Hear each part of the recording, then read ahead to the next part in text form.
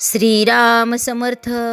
श्री ब्रह्मचैतन्य गोंदवलेकर महाराज प्रवचन सेवा 22 फेब्रुवारी. सद्गुरू श्री ब्रह्मचैतन्य गोंदवलेकर महाराज म्हणतात की निर्हेतुक कर्मात भगवंत आहे. खरोखर आज आपल्याला आपले अंतरंग ओळखण्याची खरी गरज आहे. सत्कर्म असो किंवा दुष्कर्म असो, हेतूवर सर्व काही अवलंबून असते. पुष्कळ पुण्यकर्म केली आणि काहीतरी विषयाचा हेतू मनात धरला तर काय उपयोग. काबाड कष्ट खूप केले, बायको पोरे टाकून बाह्य अंगाने कितीही केले तरी मन जोपर्यंत तिथे नाही तोपर्यंत राम नाही भेटणार. मनाला भगवंताची तळमळ लागली तरच त्याचा उपयोग. निर्हेतुक कर्मात भगवंत असतो, म्हणून आपली कर्मे तशी करावीत. खरे पाहता प्रापंचिका एवढे काबाड कष्ट साधकाला पारमार्थिकाला नसतात. प्रपंचाच्या कबाड कष्टापेक्षा निम्म्याने जरी भगवंताकरिता केले तरी खूप फायदा पदरात पडेल. ज्या स्थितीत भगवंताने आपल्याला ठेवले त्या परिस्थितीतून त्याला ओळखणे सहज शक्य आहे.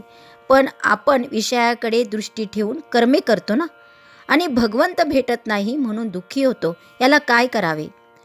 दैत्य दानवांनी भगवंताची तपश्चर्या केली आणि समर्थांनीही केली ना. दानवांनी हेतू धरून केली, त्यामुळे त्यांना हेतूचा विषयाचा लाभ झाला, परंतु भगवंत अंतरला. या उलट समर्थांना भगवंताशिवाय दुसरा कशाचाही लाभ नको होता. त्या लाभातच त्यांनी सर्वस्व मानले. उत्कंठ प्रेमामुळे भगवंताचा ध्यास लागतो. भगवंताला पाहून तू भेटलास, आता मला काही नको अशी वृत्ती झाली पाहिजे ना, तरच मीपणा मरेल. भगवंताचा हात तर पुढे आहेच, आपलाच हात त्याच्यापर्यंत पोहोचत नाही. बुद्धीपेक्षा आणि पैशापेक्षा सदाचरणाचे वजन जास्त असते. सदाचरण असून भगवंताची निष्ठा असेल आणि आहे त्या परिस्थितीत समाधान ठेवण्याची सवय असेल तर प्रापंचिक सुख नक्कीच लाभते. सुख हे कुठून उत्पन्न करायचे नसून ते आपल्या वृत्तीमध्येच असते. मी भगवंताचा आहे आणि तसेच सर्वजण भगवंताचेच आहेत, म्हणून भगवंतावर प्रेम केले की सर्व जगावर प्रेम बसेल. ज्याप्रमाणे भगवंताच्या प्रसादामध्ये एखादा कडू बदाम आला तरी तो आपण खातोच ना, त्याप्रमाणे भगवंताने एखादे वेळी दुःख दिले तर ते आनंदाने सोसायला पाहिजे ना. चिकित्सा थोडी बाजूला ठेवून भगवंताचे आपण स्मरण करावे. अंतःकरणाची शुद्धी नामाशिवाय नाही होणार. नामापरते काही नाही हे एकदाच ज्याच्या मनाने घेतले त्याला दुसरे काही सांगावे लागत नाही.